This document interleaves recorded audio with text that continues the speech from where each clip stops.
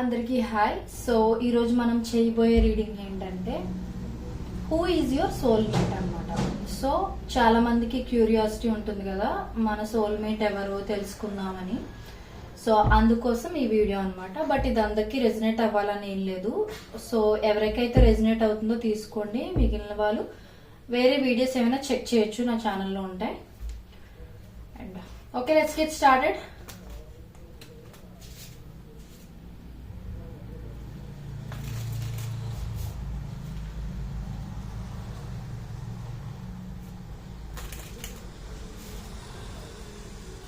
Universe, please give me accurate reading. Universe, who is my collective's soulmate? Universe, please give me their characteristics. Universe, who is my collective's soulmate? Universe, please give me their characteristics. Universe, please give me my collective's soulmate's characteristics. Universe, who is my collective's soulmate? Universe, please give me accurate reading. Universe,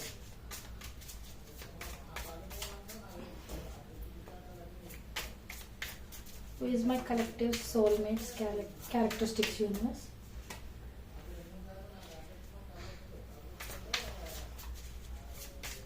who is my collective's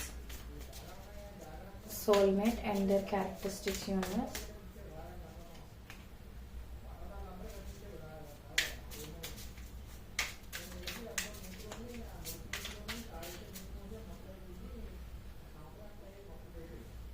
so ఇంకొకటి తీసుకున్నాం.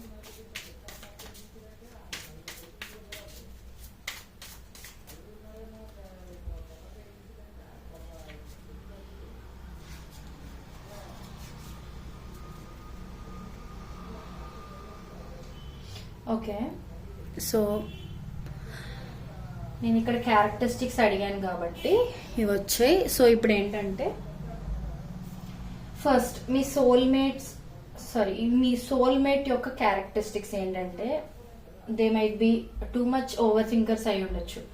అంటే అందరూ బయటికి ఒకవేళ వాళ్ళు over thinkers అయినా కానీ బయటకు అలా కనిపించరు చాలా మంది. సో ఏంటంటే బాగా ఓవర్ థింక్ చేసే పర్సన్ మీ సోల్మేట్ అయ్యే ఛాన్సెస్ ఉన్నాయి. అండ్ ఇంకొకటి ఏంటంటే ఇప్పుడు నేను చెప్పబోయే క్యారెక్టరిస్టిక్స్ ఒకే పర్సన్ లో ఉండాలని లేదు, ఎందుకంటే ఈ వీడియో చాలా మంది చూస్తారు కాబట్టి ఎవరికి ఏ పాయింట్ కనెక్ట్ అవుతుందో ఆ పాయింట్ తీసుకోండి. So on a overall basis గా మీకు రీడింగ్ అనేది అర్థమవుతుంది. ఓకే, అండ్ సో ఏంటంటే చాలా ఓవర్ థింకింగ్ చేసే పర్సన్ అండ్ నైట్ టైమ్స్ అంత త్వరగా పడుకునే టైప్ ఆఫ్ పర్సన్ కాదు. అంటే ఏంటంటే మేబీ వాళ్ళు నైట్ టైం ఎక్కువ వర్క్ చేస్తూ ఉండడము, లేదు అని అంటే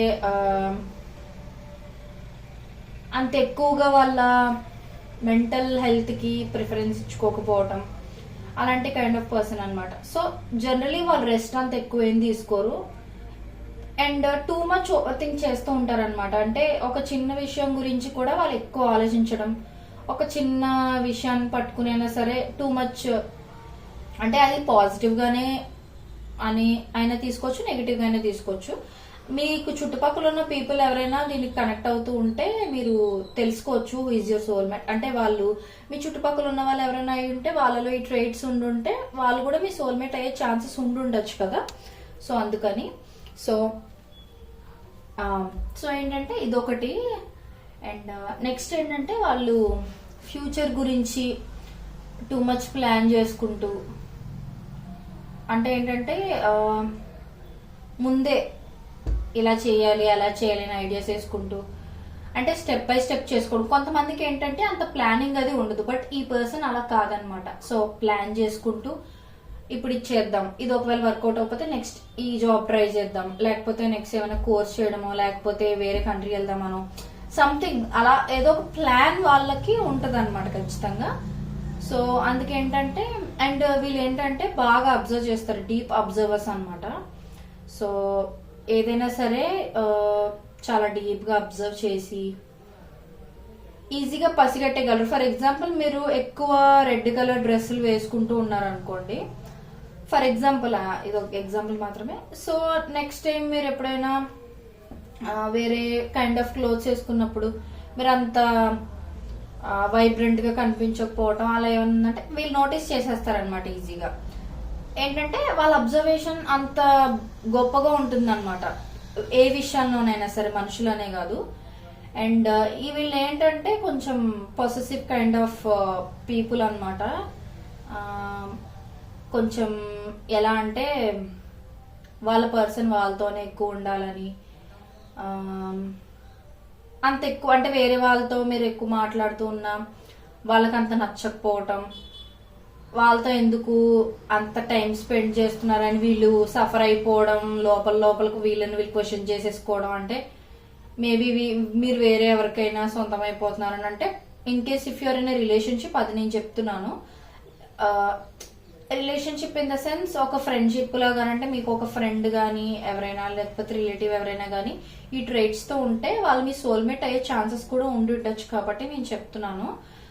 సో ఏంటంటే వీళ్ళు పొసెసివ్ కైండ్ ఆఫ్ పీపుల్ అనమాట. అంటే టూ ప్రొటెక్టివ్ గా ఉండటం అలా ఉంటారు అనమాట. సమ్ టైమ్స్ అది మనకి కొంచెం ఇరిటేటింగ్ గా కూడా అనిపించవచ్చు ఆ బిహేవియర్. అండ్ ఇంకొకటి ఏంటంటే వీళ్ళు ఏంటంటే తొందరగా మనుషుల్ని జడ్జ్ చేసేసే కైండ్ ఆఫ్ పీపుల్ అనమాట, ఆర్ పర్సన్. అండ్ ఇంకొకటి ఏంటంటే వాళ్ళలో వాళ్ళకున్న ఫాల్ట్స్ వాళ్ళు అంత ఈజీగా తెలుసుకోలేరు అనమాట. వాళ్ళు ఏంటంటే అవతల వాళ్ళకి జడ్జ్ చేసేసినంత ఈజీగా వాళ్ళ ఫాల్ట్స్ వాళ్ళు జడ్జ్ చేసుకోలేరు అనమాట, అదొకటి. అండ్ ఇంకొకటి ఏంటంటే వీళ్ళకి అయితే గొడవలు అంటే ఇష్టం ఉండడం లేదు అని అంటే, గొడవలు ఏవైనా అవుతూ ఉంటే వీళ్ళు వెళ్ళి ఇన్వాల్వ్ అవ్వడం, అది సాల్వ్ చేయడానికైనా ట్రై చేస్తూ ఉండొచ్చు, లేకపోతే ఒకరి సైడే తీసుకుని ఆ గొడవలో ఇన్వాల్వ్ అయిపోవడం అనమాట. జనరల్లీ గొడవల్లో ఎక్కువ ఇన్వాల్వ్ అవుతూ ఉండే కైండ్ ఆఫ్ పర్సన్ అనమాట.